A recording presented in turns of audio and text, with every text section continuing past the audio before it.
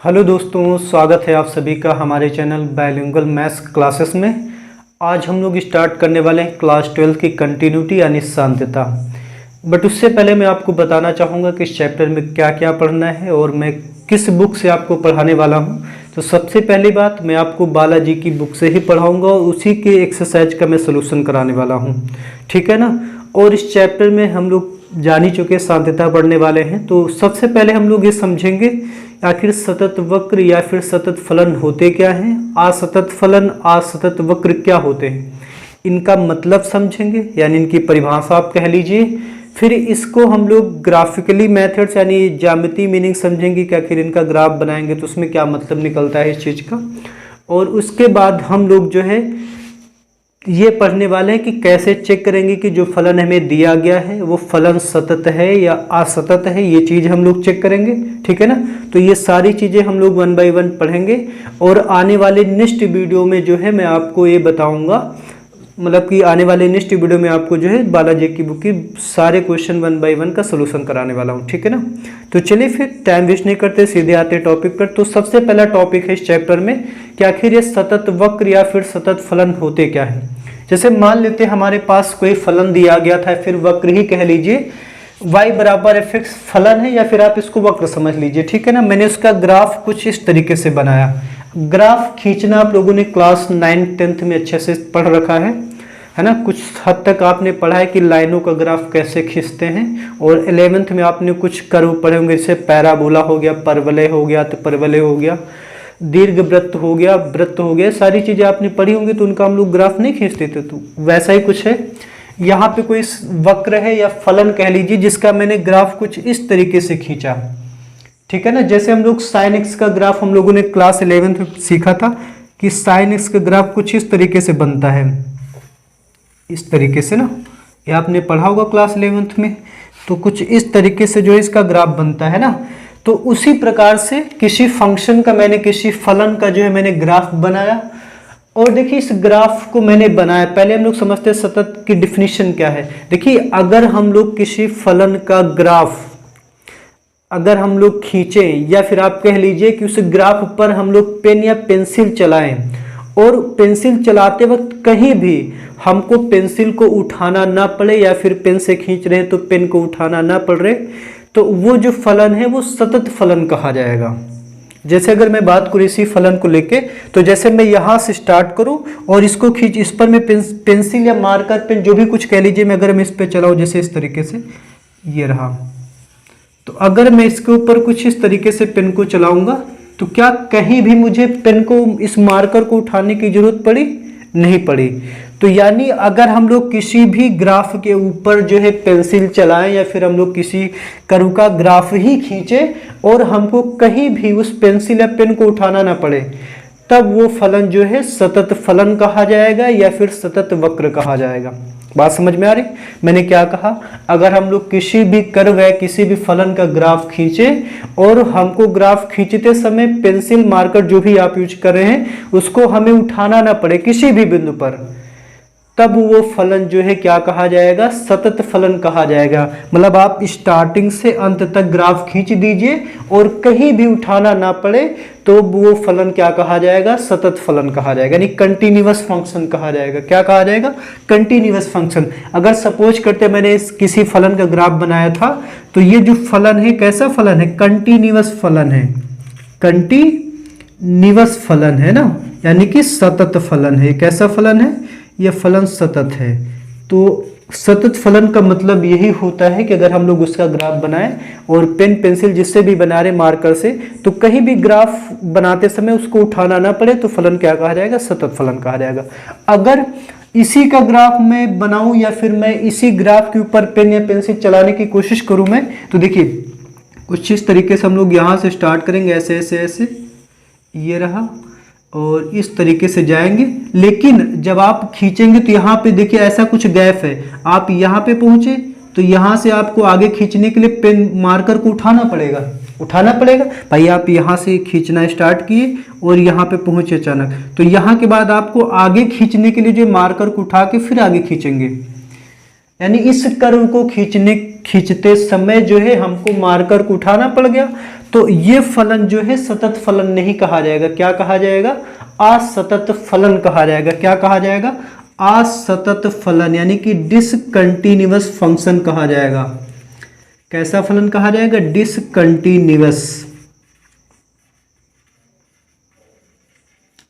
बात समझ में आ गई होगी। सतत फलन या फिर असतत फलन का क्या मीनिंग होता है? कोई फलन रहा होगा, मान लेते हैं y बराबर fx कोई फलन था जिसका मैंने ग्राफ खींचा, और जब मैं इसके ऊपर पेन या मार्कर ही चला रहा था, मैं इसके ऊपर जब मार्कर चला रहा था तो यहाँ पे मुझे मार्कर को उठाना पड़ गया, तो इसका मतलब है कि ये वाला जो फलन जो भी था वो सतत नहीं है। तो मुझे लग रहा है आप सतत वक्र, सतत फलन, असतत फलन समझ चुके होंगे। कौन से फलन सतत कहे जाते हैं, कौन से फलन असतत कहे। एक बार मैं फिर से आपको बता देता हूँ। जब भी हम लोग किसी भी कर्व या किसी भी फलन का ग्राफ खींचे, और जिससे भी खींचे, मार्कर से खींचे, पेन पेंसिल जिससे भी आप खींच रहे हैं, या फिर ऐसे कह लीजिए कि आप उस पर पेन या मार्कर चला रहे हैं, तो उसको चलाते समय, पेन को चलाते समय अगर आपको कहीं भी उठाना ना पड़े तब फलन सतत कहा जाएगा। अदरवाइज फलन अगर कहीं भी उठाना पड़ गया तो फलन क्या कहा जाएगा? असतत फलन कहा जाएगा या फिर असतत वक्र कहा जाएगा। जैसे इसी की बात करूं, मान लेते हैं यहाँ पे x की वैल्यू a थी, यहाँ पे क्या है? x की वैल्यू a। तो हम लोग इस बात को ये कहेंगे कि ये जो फलन है मेरा x बराबर a, यानी कि बिंदु a पर क्या है? असतत है। मतलब ये बिंदु a पर क्या है? भंग हो गया, टूट गया, समझिए ना। यानी ये फलन क्या है? x बराबर a पर क्या है? असतत है। तो मुझे लग रहा है आप सतत असतत का मीनिंग तो समझ चुके होंगे। अब हम लोग क्या करेंगे? कुछ कर्वों के ग्राफ ड्रा करेंगे और देखते हैं कि वो फलन सतत है या असतत है, या फिर आप कह लीजिए कि इन दोनों के कुछ एग्जाम्पल देखेंगे जिससे कि आपको ये चीजें और अच्छे से क्लियर हो जाए, ठीक है ना। तो बट उससे पहले मैं इसको थोड़ा सा रफ कर देता हूं।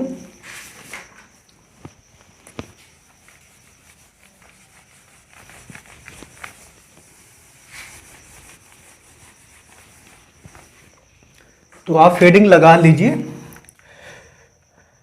सतत फलन के उदाहरण, सतत फलन के उदाहरण, और जो भी उदाहरण मैं आपको देने वाला हूं ये सारे एग्जाम्पल आप लोग पहले से ही जानते हैं। ये जितने भी मैं एग्जाम्पल आपको दूंगा सारे के सारे आपने 11th में ऑलरेडी पढ़ रखे हैं, ठीक है ना। तो सबसे पहले हम लोग एक फलन लेते हैं f(x) बराबर sin x। ये फलन सबको अच्छे से पता है ना। तो अगर हम लोग इसका ग्राफ बनाए तो आपको पता है साइन 0 का मान 0 होता है, तो यहाँ से स्टार्ट करेंगे तो आपने देखा होगा कुछ इस तरीके से साइन का ग्राफ बनता है ना। कुछ इस तरीके से यहाँ पे 0 होता है, फिर यहाँ पे π/2 होता है, फिर पाई होता है, ऐसे 3π/2, कुछ इस तरीके से पैटर्न चलता रहता है। यहाँ पे 2π होता है ना। तो अगर हम लोग इस ग्राफ पर पेन या मार्कर ही चलाएं या फिर हम लोग इसका ग्राफ ही बनाएं, तो हम लोग अगर यहाँ से स्टार्ट करें तो ऐसे ऐसे ऐसे ऐसे हम लोग बनाते हुए चले जाएंगे, ऐसे ऐसे कुछ इस तरीके से हम लोग इस पर पेन चलाएंगे। तो क्या आप मुझे बताइए, क्या इसका ग्राफ बनाते समय या फिर इस पर मार्कर चलाते समय क्या मुझे कहीं भी मार्कर को उठाना पड़ा? तो आप कहेंगे बिल्कुल नहीं उठाना पड़ा। तो इसीलिए ये फंक्शन जो मेरा क्या है, ये फंक्शन मेरा सतत फलन कहा जाएगा। क्या कहा जाएगा? सतत फलन कहा जाएगा, ठीक है। एक दो एग्जाम्पल और लेते हैं। जैसे मान लेते हैं एक फलन हमारे पास f(x) बराबर है mod x। क्या है? f(x) बराबर mod x, ठीक है ना। तो अगर हम लोग इसका ग्राफ बनाने की कोशिश करें तो कुछ इसका ग्राफ कुछ इस तरीके से बनता है, ऐसे। ये अगर मैं मान लूँ कि x डैश, ये x अक्ष है, ये y अक्ष है, तो अगर हम लोग इसका कुछ ग्राफ बनाते तो f(x) बराबर mod x, इसका जो ग्राफ बनता है कुछ इस तरीके का बनता है। तो अब इस पर मैं मार्कर चला के देखता हूँ। जैसे मान लेते हैं मैंने यहाँ से स्टार्ट किया तो ऐसे ऐसे जाएंगे और ऐसे ऐसे पहुँच जाएंगे लास्ट तक। स्टार्टिंग से अंत तक आप ग्राफ पे मार्कर चलाइए। क्या आप मुझे बताइए, क्या इसमें कहीं भी आपको मार्कर उठाने की जरूरत पड़ेगी? तो आप कहेंगे बिल्कुल जरूरत नहीं पड़ेगी। यानी यहाँ पे क्या है, मार्कर को उठाने की आपको जरूरत नहीं पड़ेगी। इसीलिए ये जो फलन होगा ये भी क्या होगा, ये भी मेरा सतत फलन कहा जाएगा। क्या कहा जाएगा? सतत फलन कहा जाएगा। एक एग्जाम्पल और लेके समझ लेते हैं। जैसे एक तीसरा एग्जाम्पल है, जैसे मान लेते हैं y बराबर x, y² बराबर x, ठीक है ना। आप जानते हैं एक परवलय है, तो ये परवलय किस तरीके का है आपको पता है, ये इस तरीके का परवलय बनने वाला है, ठीक है ना। इसकी जो समीकरण होती है y बराबर x, ठीक है ना, ये आप लोगों ने 11th में पढ़ा है, ये सारी चीज़ें 11th में हमने पढ़ी, इसमें कुछ भी मैंने नया नहीं बताया। आप इसका ग्राफ खींच के देखिए, जैसे मान लेते हैं मैं यहाँ से स्टार्ट करूँ खींचना, तो ऐसे ऐसे ऐसे ऐसे आएंगे खींचते हुए ऐसे से। तो आप मुझे बताओ क्या इसका ग्राफ खींचते समय आपको कहीं भी इस मार्कर को उठाना पड़ेगा? तो आप कहेंगे बिल्कुल नहीं, मैं यहाँ से स्टार्टिंग करूँगा, मुझे मार्कर को उठाने की कहीं भी जरूरत नहीं पड़ेगी, या फिर मुझे मार्कर उठाना नहीं पड़ेगा। तो ये भी मेरा फलन कैसा हुआ? ये भी मेरा सतत फलन है। ये फलन कैसा है? ये सतत फलन है, ठीक है ना। तो ये फलन भी मेरा क्या कहा जाएगा? सतत फलन कहा जाएगा। तो मुझे लग रहा है कि आप अच्छे से समझ चुके होंगे कि सतत फलन क्या होता है। यानी मैं किसी भी ग्राफ पे पेन या मार्कर ही चलाऊं और पेन को उठाना ना पड़े तो फलन कैसा कहा जाएगा? सतत फलन कहा जाएगा। अब हम लोग एग्जाम्पल देख लेते हैं असतत फलन का। आखिर कौन सा फलन असतत होगा, ठीक है ना। तो बस चौथा एग्जाम्पल है जो कि असतत फलन का एग्जाम्पल है, वो कंटिन्यूअस नहीं होगा। जैसे मान लेते हैं हमारे पास कोई फंक्शन है, मान लेते हैं x की वैल्यू अगर हम लोग 0 से बड़ी ले रहे हैं तो मान लेते हैं x की वैल्यू 3 है, और जब x की वैल्यू में 0 से छोटी या फिर 0 से बराबर ले रहा हूँ तो x की वैल्यू में मान लेता हूँ 1 है, ठीक है ना। तो इसका अगर मैं ग्राफ खींचने की कोशिश करूँ तो मैं थोड़ा सा बना देता हूँ। ऐसा करते हैं, इसका ग्राफ बनाने के लिए मैं यहाँ पे थोड़ा सा रफ कर देता हूँ।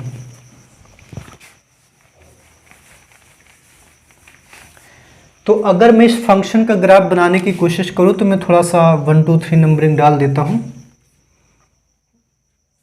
XO X YO Y dash, ठीक है।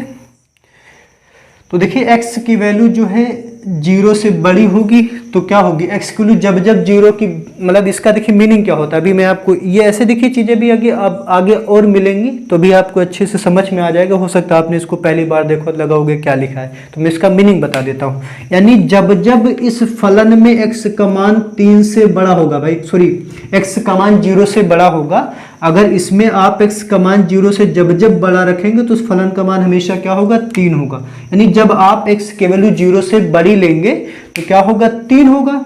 अगर आप x का मान जो है 0 से छोटी या 0 के बराबर लेंगे तो फलन का मान क्या आएगा? 1 आएगा। तो इस तरीके का फलन है, और ये फलन जो है असतत फलन का एग्जाम्पल है। अभी आप देखेंगे, इसका ग्राफ बनाएंगे और खींचने लगेंगे तो आपको मार्कर को उठाने की जरूरत पड़ेगी। तो मैं मान लेता हूं यहाँ पे x की वैल्यू क्या है। देखिए x में आपने क्या रखा है? 3 रखा है, तो फलन का मान आया है। तो फलन का मान x की वैल्यू जब जब आप 0 से बड़ी रखेंगे, मैंने क्या कहा? जैसे जैसे आप x का मान 0 से बड़ा रखेंगे तो फलन fx y बराबर हम लोग क्या मानते हैं? fx। यानी जब जब आप इसमें x की वैल्यू 0 से बड़ी रखेंगे तो जो फलन का मान आएगा 3 आएगा। यानी y का मान कितना आएगा? 3, ठीक है ना। तो यहाँ पे मान लेते 1 है, यहाँ पे मान लेते 2 है, यहाँ पे मान लेते 3 है।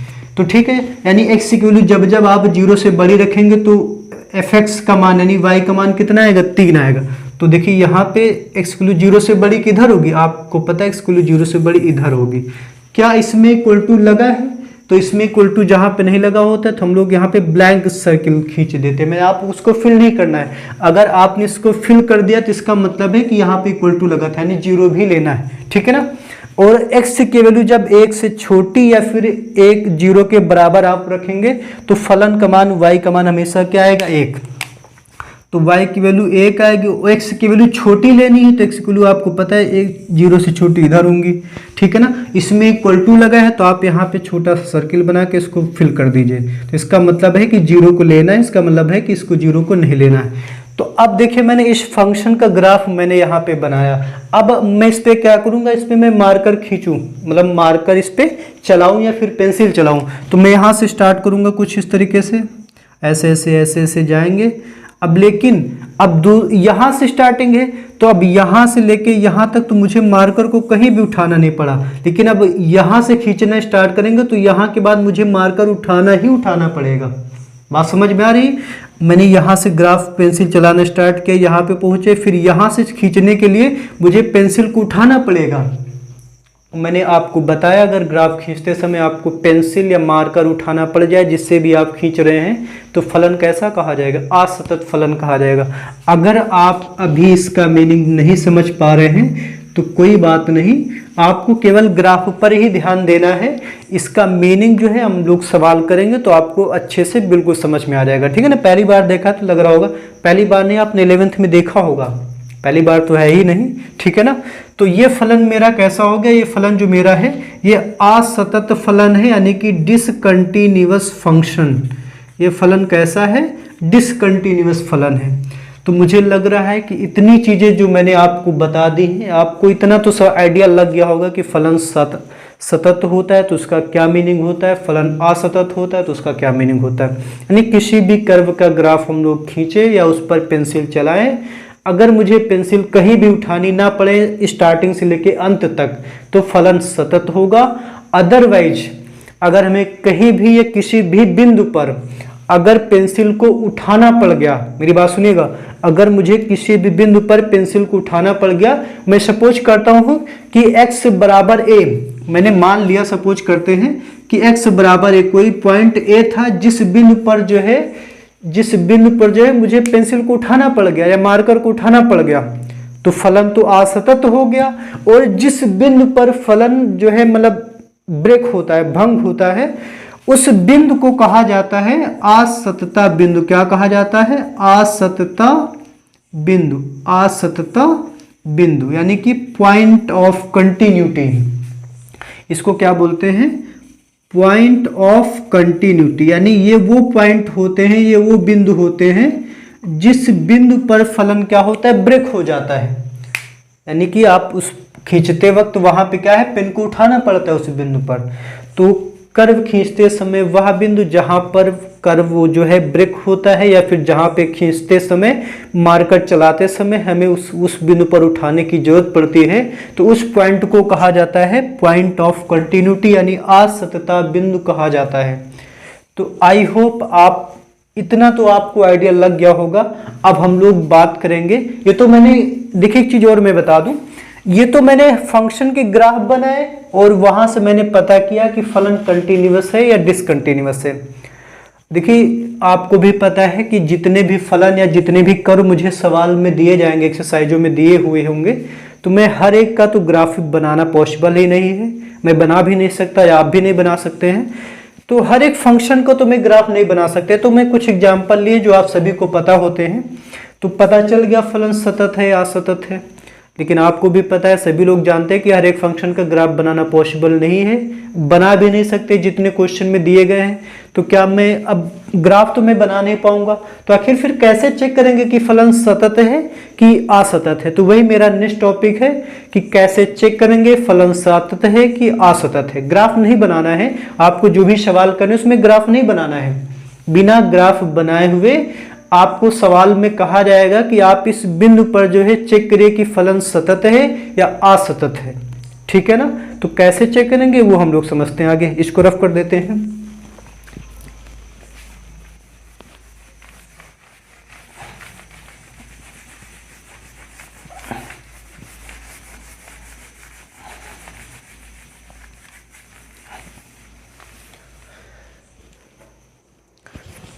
तो चलिए फिर देखते हैं, किसी बिंदु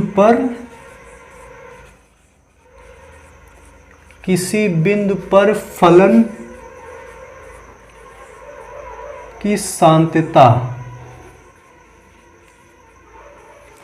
यानी कैसे हम लोग पता करेंगे किसी बिंदु पर फलन सतत है या नहीं है। तो मैं मान के चलता हूं, मान लेते हैं हमारे पास एक फलन है y बराबर fx। मैंने अपनी तरफ से मान लिया कि कोई फलन y बराबर fx है। आपको सवाल में दिया जाएगा, फलन दिया जाएगा, कहा जाएगा कि आप इस बिंदु पर चेक करो कि फलन सतत है कि असतत है। तो मान लेते हैं फलन x बराबर a पर सतत होगा। फलन y बराबर fx x बराबर a पर सतत होगा यदि, जैसे मान लेते हैं, मैं ग्राफ भी आपको ड्रा कर देता हूं। जैसे मान लेते हैं मैंने किसी फंक्शन का ग्राफ कुछ इस तरीके से ड्रा किया। मैं मान लेता हूं कि इस पॉइंट पे मुझे जो है चेक करना है यहाँ पे मान लेते हैं x की वैल्यू ये है, क्या है, x इक्वल टू ए। मुझे इस पॉइंट पे चेक करना है कि फलन सतत है या असतत है, ठीक है ना। तो यही मेरा टॉपिक है, यही मैं आपको बता रहा हूँ कि कोई फलन y बराबर fx है, वो x बराबर a पर सतत होगा। कब होगा? यदि लेफ्ट हैंड लिमिट बराबर हो राइट हैंड लिमिट बराबर हो f ऑफ a। यानी क्या करना है, अगर मुझे किसी भी बिंदु पर चेक करना है कि फलन सतत है कि नहीं है, तो मैं क्या करूंगा, उस पॉइंट पर लेफ्ट हैंड लिमिट निकालूंगा, राइट हैंड लिमिट निकालूंगा और उस बिंदु पर फलन का मान निकालेंगे। बात समझ में आ रही ना। अभी आपको जो मैं एग्जांपल कराऊंगा तो उससे बेटर समझ में आ जाएगा, ठीक है ना। तो मैंने क्या कहा, कोई y बराबर fx फलन है, वो x बराबर a पर सतत कब होगा, यदि left hand limit, right hand limit और f ऑफ a, मतलब उस बिंदु पर फलन का मान अगर ये तीनों आपस में बराबर होंगे, तब जो फलन है x बराबर a पर क्या है, सतत होगा। मेरी बात समझ में आई। जैसे मुझे किसी भी बिंदु पर अगर चेक करना है कि फलन सतत है या नहीं, तो मैं क्या करूंगा, उस बिंदु पर लेफ्ट हैंड लिमिट निकालूंगा, राइट हैंड लिमिट निकालूंगा और उस बिंदु पर फलन का मान निकाल दूंगा। अगर ये तीनों आपस में बराबर हैं, तीनों की मैं बात कर रहा हूं, ध्यान से सुनिएगा, अगर ये तीनों आपस में बराबर हैं, तब जो है फलन क्या कहा जाएगा, सतत कहा जाएगा। अगर मान लीजिए इन तीनों में से तीनों के तीनों बराबर नहीं है, या फिर आप मान लीजिए ये दोनों, इनमें से कोई भी अगर बराबर नहीं है, कोई भी का मतलब मान लेते यही दो बराबर नहीं आए, या फिर ये दोनों बराबर हुए, left hand limit right hand limit बराबर है, लेकिन फंक्शन उस बिंदु पर फंक्शन का मान बराबर नहीं आया, तभी फलन जो है सतत नहीं होगा, क्या हो जाएगा, असतत हो जाएगा।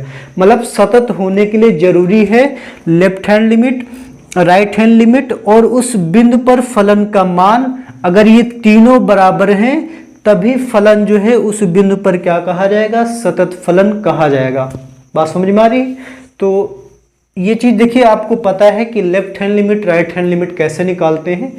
मैं आपको थोड़ा सा आइडिया दे देता हूं। जैसे मान लेते हैं यहाँ पे x की वैल्यू कितनी है, 2, सॉरी मान लेते हैं x की वैल्यू 2 ही मान लेते हैं, ज़्यादा बेटर समझ में आएगा। x की वैल्यू 2, यानी मुझे चेक करना है कि इस बिंदु पर कोई फलन सतत है या नहीं सतत है। तो मैं क्या करूंगा, मैं इसके लेफ्ट में इधर, इसके लेफ्ट में किस पॉइंट पर मैं लिमिट निकालूंगा, मतलब इसके लेफ्ट की वैल्यू चेक करूंगा, इसके राइट हैंड लिमिट में चेक करूंगा और इस x बराबर 2 पर फलन का मान चेक करूंगा। अगर ये तीनों आपस में बराबर आ गए, तो इसका मतलब फलन उस बिंदु पर क्या है, सतत है, अदरवाइज सतत नहीं है। क्योंकि लेफ्ट के पॉइंट पर, मतलब इसके जस्ट पॉइंट पे, मतलब इसके जो 2 है ना, इसके जस्ट पहले इसके लेफ्ट पॉइंट पे जो है मैं लिमिट निकालूंगा। और लिमिट का कंसेप्ट आप लोगों ने क्लास 11th में अच्छे से पढ़ रखा है, तो ये चीजें जो है आपको क्लास 11th में लिमिट में अच्छे से पढ़ाई गई होंगी, ठीक है ना।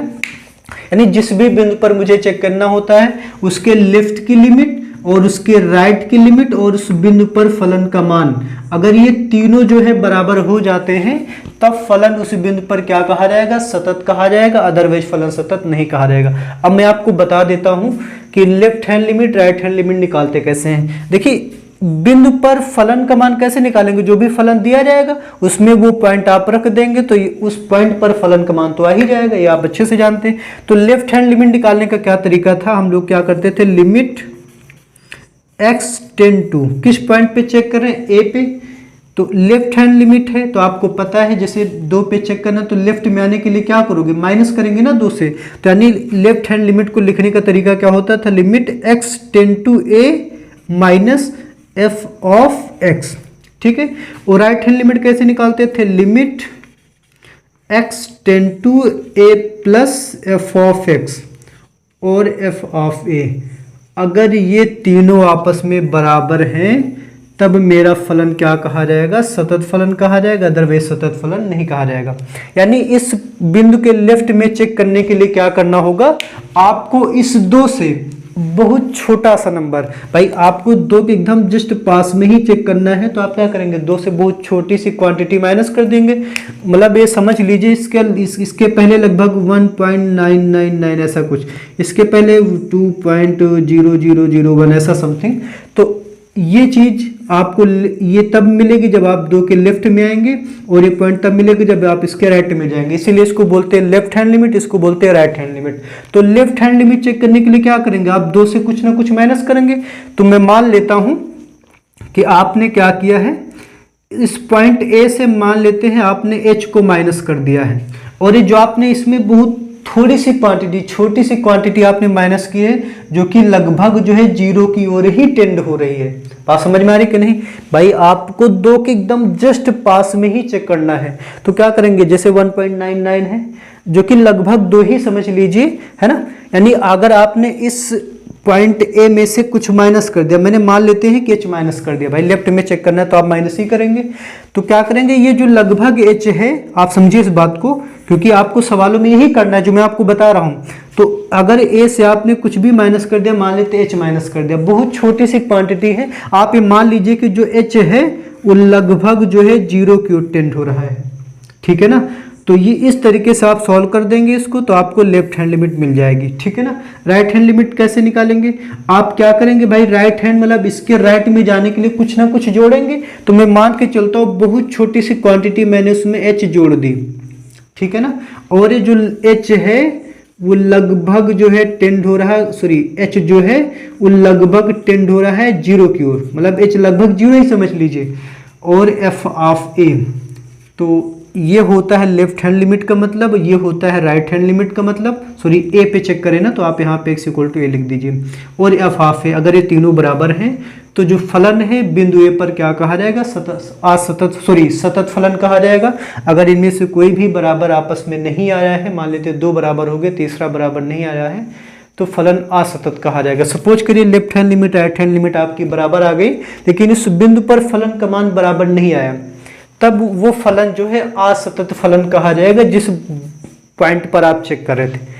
तो मैं इस चीज को थोड़ा सा और अच्छे से क्लियर करने के लिए मैं क्या कर देता हूं, 1-2 एग्जाम्पल लेके आपको समझाता हूं, तो ज्यादा बेटर समझ में आ जाएगा, ठीक है ना। तो मैं 1-2 एग्जाम्पल आपको सॉल्व करा देता हूं, तो आपको ये चीजें और अच्छे से समझ में आएगी, ठीक है।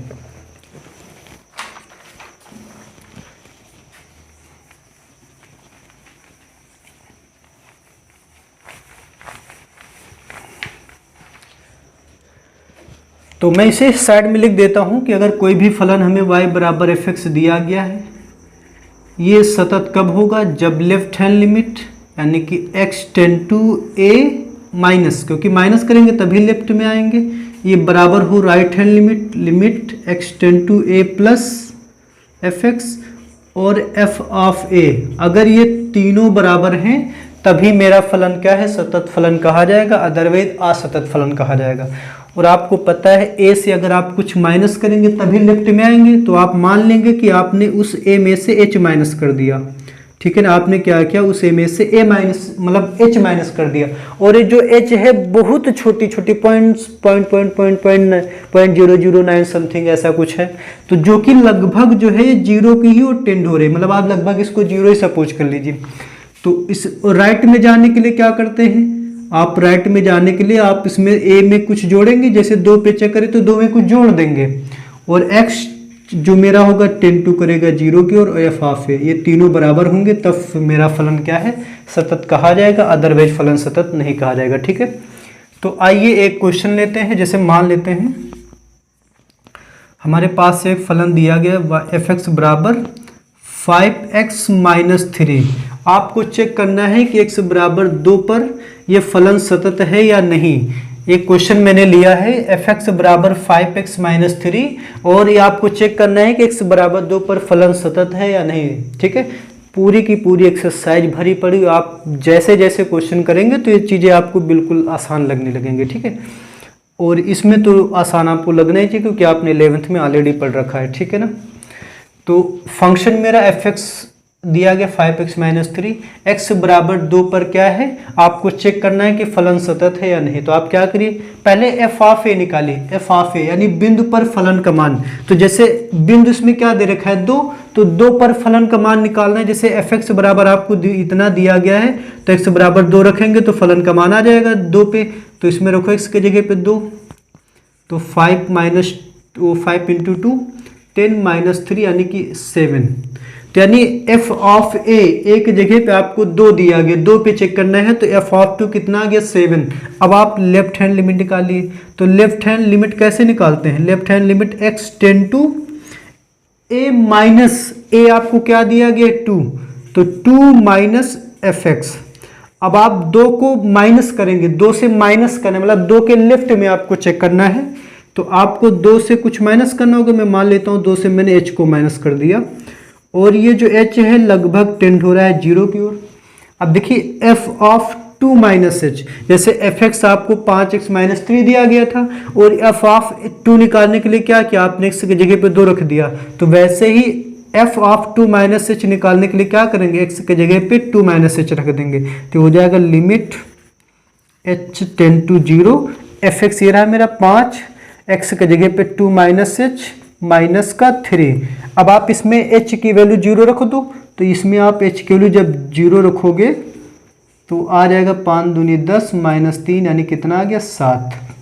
यानी लेफ्ट हैंड लिमिट आपकी कितनी आई है 7। तो ऐसे ही आप राइट हैंड लिमिट चेक करेंगे।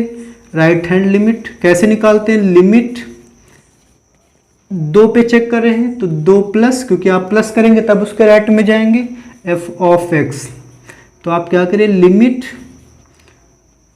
2 में कुछ जोड़ दीजिए, मान लेते हैं 2 में मैंने h को जोड़ दिया, क्योंकि 2 के राइट में चेक करना है, और ये जो h है वो मेरा लगभग 0 की ओर टेंड हो रहा है, तो लिमिट h टेंड टू 0। अब आप f ऑफ 2 प्लस h, जैसे f ऑफ x दिया गया था, तो f ऑफ 2 प्लस h, तो यहाँ पे आप 2 प्लस h रख दो यहाँ पे, तो ये हो जाएगा 5, 2 प्लस h माइनस 3, h की जगह आप 0 रख दो, तो 5, 2 प्लस 0, 2 प्लस 0 का मतलब 2 ही होता है, 5 2 जा 10 माइनस का 3, यानी ए भी आ गया 7।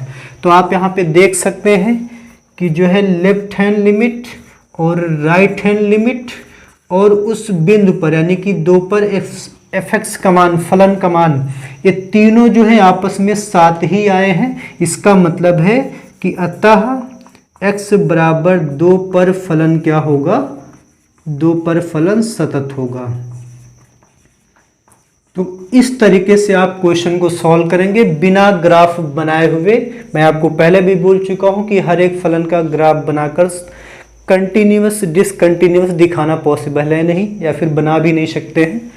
तो ये प्रोसेस होता है। आप लेफ्ट हैंड निकालिए, लेफ्ट हैंड लिमिट निकालिए, राइट हैंड लिमिट निकालिए, उस बिंदु पर फलन का मान निकालिए। अगर ये तीनों बराबर हो जाएंगे तो फलन मेरा क्या है, सतत होगा। अगर इसमें से मान लेते हैं left hand limit right hand limit बराबर ना होती तो फलन असतत हो जाता, या फिर ये दोनों बराबर होते हैं लेकिन इसका मान मान लेते हैं, इसका मान कुछ और आ जाता, मान लेते हैं यहाँ पे 5 आ जाता, तो ये दोनों तो बराबर होते बट ये बराबर ना होता, तो फलन मेरा क्या हो जाता, असतत फलन होता। ठीक है ना। तो जब हम लोग एक्सरसाइज करेंगे तो ऐसे बहुत सारे ढेर सारे क्वेश्चन करेंगे, तो आपको बिल्कुल मतलब रट जाना ही है, सारे सवाल A to Z वैसे ही करने। देखिए इसमें ऐसा कोई सवाल नहीं जिसमें कुछ और लगाना है। अगर 100 क्वेश्चन है तो 100 के 100 क्वेश्चन में आपको यही लगाना है। हाँ, जब हम लोग लिमिट को सॉल्व करते हैं तो लिमिट में आपने पढ़ा है कि हम हर एक क्वेश्चन में लिमिट डायरेक्ट नहीं रख सकते। जैसे इसमें मैंने क्या किया, h की वैल्यू 0 थी तो मैंने डायरेक्ट रख दी, बट कभी कभी रखते वक्त क्या है, इनडिटरमिनेट फॉर्म बन जाता है, 0/0 बनता है, इन्फिनिटी बनता है। तो ये चीज़ें आपको पता है क्योंकि आपने 11th में पढ़ी हुई हैं। तब वहाँ पे हम लोग फैक्टर करेंगे, गुणनखंड करेंगे, त्रिकोणमिति यूज करेंगे, या फिर कुछ स्पेशल लिमिट्स होती हैं, स्टैंडर्ड लिमिट्स होती हैं, उनकी वैल्यू आपको याद रखनी। मैं बताऊंगा आपको जैसे जैसे यूज होगा। आपको उसमें कुछ भी मान लिया नहीं याद है तो उसमें परेशान होने की कोई बात नहीं, बट आप याद रखेंगे कि अगर मुझे चेक करना है कि फलन सतत है या नहीं तो मैं लेफ्ट हैंड लिमिट निकालूंगा, राइट हैंड लिमिट निकालूंगा, उस फलन पर मान निकाल दूंगा। अगर ये तीनों बराबर आ गए तो फलन कंटिन्यूअस, अदरवाइज डिसकंटिन्यूअस। तो आज हम लोग बेसिक ही पढ़ने वाले हैं, तो मैंने क्वेश्चन आपको करवाया है, ऐसे ढेर सारे क्वेश्चन मैं आपको कराने वाला हूँ। ठीक है ना। तो अब हम लोग जानेंगे कि जो सतत फलन होते हैं आखिर उनके गुणधर्म क्या होते हैं, कुछ ना कुछ उसमें प्रॉपर्टी पाई जाती होंगी। तो अगला टॉपिक मेरा ही है कि सतत फलनों के गुणधर्म। ठीक है।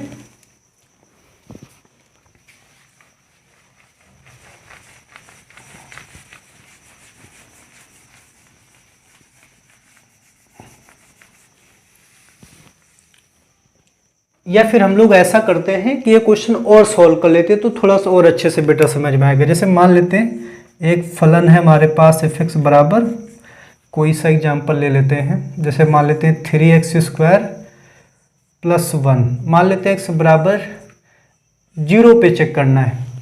मुझे चेक करना है कि जो फलन है f(x) बराबर 3x² + 1, ये x बराबर 0 पर फलन सतत है या असतत है, ठीक है ना। और तो करने का तरीका आपको पता है, लेफ्ट हैंड लिमिट निकालनी है, राइट हैंड लिमिट निकालनी है और उस बिंदु पर फलन का मान निकालना है। अगर तीनों बराबर आ गए तब तो सतत होगा, अदरवाइज सतत नहीं होगा। हो सकता है कि आप इसका ग्राफ बना के चेक कर पाए, ग्राफ बना ले, लेकिन आपको सवाल को ग्राफ बना के नहीं सोल्व करना है, पॉसिबल भी नहीं हर एक क्वेश्चन में ग्राफ बना पाए आप। तो आप क्या करिए, पहले 0 पे फलन का मान निकालिए। भाई x बराबर 0 पे फलन का मान चाहिए तो आप x बराबर 0 रख दो, चलो रखो 0 यहाँ पे। तो 3 0 का स्क्वायर, 0 का स्क्वायर 0 ही आएगा, तो 3 × 0 + 1, तो ये तो 0 ही हो गया। आंसर कितना आएगा 1। यानी उस बिंदु पर आपका जो है फलन का जो मान आया है वो 1 आया। अब हम लोग लेफ्ट हैंड लिमिट निकालेंगे। कैसे निकालते हैं, limit x tend to left hand limit, जैसे a पे चेक कर रहे थे, यहाँ पे किस पे चेक करें, 0, और लेफ्ट में आने के लिए आपको पता है माइनस करना होगा f(x). लिखने का तरीका ध्यान देते रहिए, ठीक है ना। तो लिमिट आपको 0 से लेफ्ट में आने के लिए कुछ ना कुछ माइनस करना होगा। तो आप 0 से मान लो कि आपने h को माइनस कर दिया है, और ये जो मेरा h है लगभग 0 ही की ओर टेंड हो रहा है, ठीक है ना। तो इसके आगे मैं इधर करता हूँ, तो ये हो जाएगा लिमिट h टेंड टू 0। तो 0 - h का मतलब होता है -h। तो आप क्या करेंगे, जैसे f(x) आपको दिया गया था, f(0) निकालने के लिए आपने x के जगह पे 0 रख दिया। तो यहाँ पे देखो x के जगह पे क्या है, -h है, तो रख दो यहाँ पे -h। तो 3h के जगह पे -h का स्क्वायर प्लस का 1, तो ये हो जाएगा। चलो लिमिट रख देते हैं डायरेक्ट, है ना। तो 3 0 रख दो, तो 0 का स्क्वायर तो 0 ही आएगा, और 3 × 0 क्या हो जाएगा 0, तो पूरा 0 हो गया, आ गया 1। तो चलिए राइट हैंड लिमिट निकालते हैं। तो राइट हैंड लिमिट कैसे निकालते थे, limit x tend to a plus a, यहाँ पे क्या है 0, तो 0 + f(x). अब 0 के राइट में जाना, आपको पता है 0 यहाँ पे पड़ेगा, 0 के राइट में जाने के लिए इसमें कुछ ना कुछ जोड़ना पड़ेगा। आप मान लो या फिर आप लिख दो कि x बराबर 0 + h रखने पर, है ना। आप जैसा भी चाहें, अलग अलग बुक में लिखा होता है अलग अलग तरीके से। तो इसमें जो h है वो लगभग मेरा 0 की ओर ही टेंड हो रहा है, मतलब बहुत छोटी सी क्वांटिटी है। जैसे मान ले 0 के लेफ्ट में, मतलब कि 0.001 ऐसा कुछ, मतलब बहुत छोटी सी क्वांटिटी। तो 0 + h का मतलब h ही होता है। आप क्या करेंगे, f(h) ये आ जाएगा limit h tend to 0 f(h), यही होगा। तो आपको x के जगह पे क्या रखना है, x के जगह पे h रखना, तो रखो यहाँ पे। तो ये हो जाएगा limit h tend to 0 3h का स्क्वायर प्लस 1। अब आप यहाँ पे लिमिट रख दो, 3 0 का स्क्वायर प्लस 1, तो ये हो जाएगा 1। तो आप यहाँ पे देख सकते हैं बिंदु पर फलन का मान भी एक था, राइट हैंड लिमिट भी मेरी एक थी, सॉरी लेफ्ट हैंड लिमिट और राइट हैंड लिमिट तीनों सब बराबर है। यहाँ पे f(0) और लेफ्ट हैंड लिमिट बराबर राइट हैंड लिमिट, ये सब 0 के बराबर आए हैं। तो अतः x बराबर 0 पर फलन क्या है, सतत है। फलन क्या है, सतत है। तो इस तरीके से आप सारे क्वेश्चन को 1 बाय 1 सॉल्व करेंगे, और ऐसे क्वेश्चन एग्जाम में आते भी हैं, है ना। तो मुझे लग रहा है आप इतना आप अच्छे से समझ पाए होंगे। अगर मान लेते जो मैंने ग्राफ बनाया था लास्ट वाला, उसमें आपको डाउट है, तो उसमें डाउट होना शायद लाजमी भी है। अगर हो सकता है आपको ना पढ़ाया हो आपके टीचर ने, है ना, तो उसमें परेशान होने वाली कोई बात नहीं है। अभी हम लोग जब क्वेश्चन करेंगे तो उसका और अच्छे से मीनिंग समझेंगे ना। अभी तो हम लोग बेसिक ही पढ़ रहे हैं, क्वेश्चन तो मैंने किए नहीं, तो मैंने ऐसे एज एग्जाम्पल बता दिया ताकि आप समझ पाए कि कैसे दिखाएंगे, ठीक है ना। अब हम लोग आते हैं सतत फलनों के गुणधर्मों पर।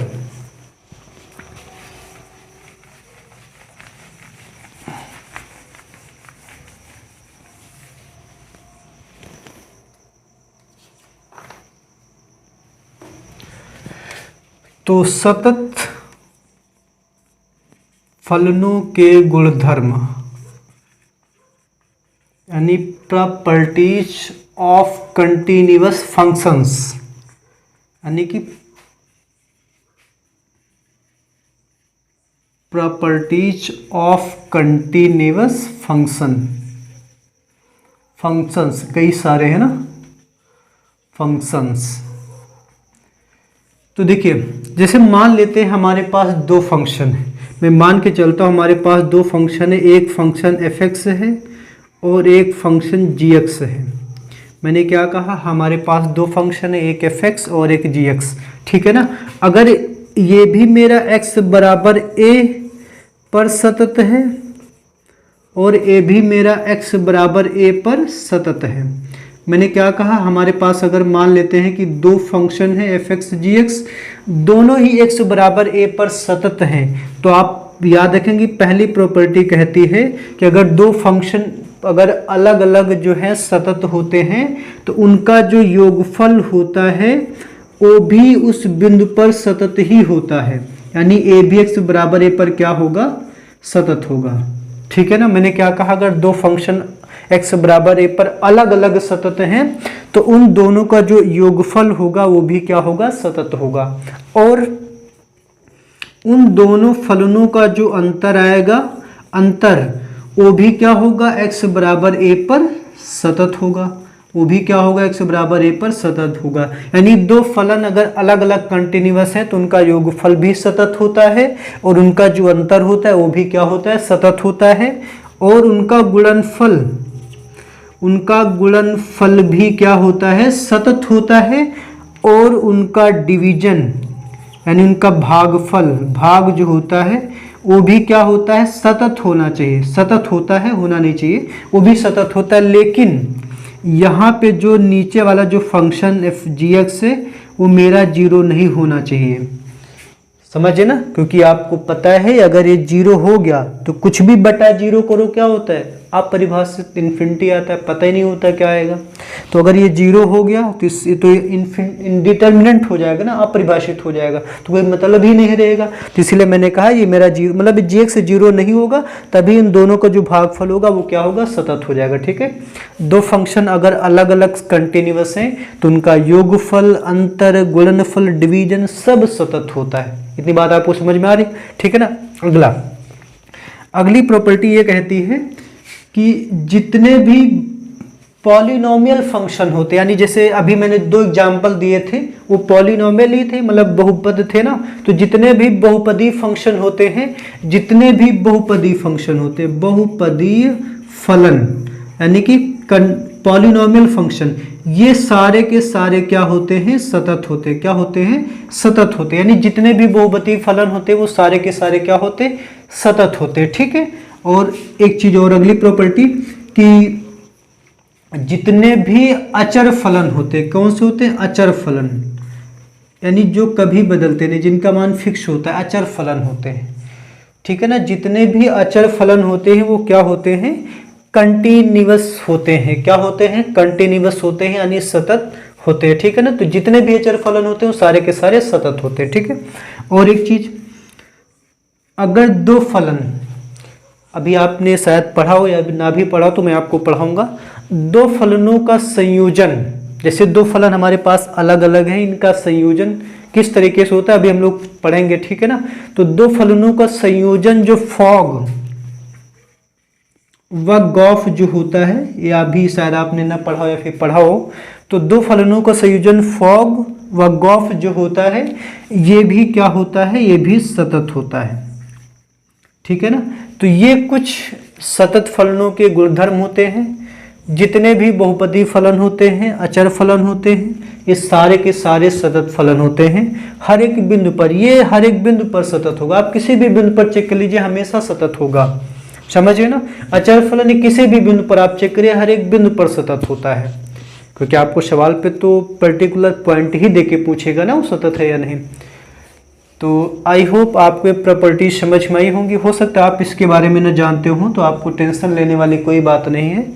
ये निकालते कैसे ये भी मैं जब मैं सवाल कराऊंगा तो आपको बताऊंगा, ठीक है ना। और इनका मीनिंग क्या होता है, दो फलन कैसे संयोजित हो गए, फॉग गॉफ का क्या मतलब है, ये सब मैं आपको बताऊंगा, ठीक है ना। अगर कोई चीज़ नहीं आ रही तो आप बस थोड़ा सा सब्र रखेंगे, ठीक है ना। सब कुछ मैं आपको पढ़ाने वाला हूँ, ठीक है ना। बस कोशिश करिए समझने की। अगर कोई चीज़ मान लिया नहीं समझ में आ रही तो आप वीडियो को दोबारा वहाँ से देख लीजिएगा, आपको समझ में आ जाएगा, ठीक है ना। मैंने पूरी कोशिश की है समझाने की। बताइएगा कमेंट करके कि वीडियो आपको कैसा लगा, ठीक है ना। आज के लिए इतना ही था। कंप्लीट इंट्रोडक्शन मैंने आपको बता दिया। कल से हम लोग जो है बालाजी बुक का एक्सरसाइज स्टार्ट करेंगे और सारे के सारे क्वेश्चन 1 बाय 1 सॉल्व करेंगे, ठीक है।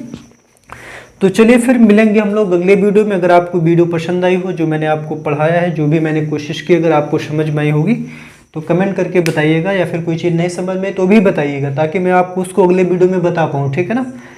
तो चलिए फिर मिलते हैं अगले वीडियो में, और वीडियो देखने के लिए बहुत बहुत धन्यवाद।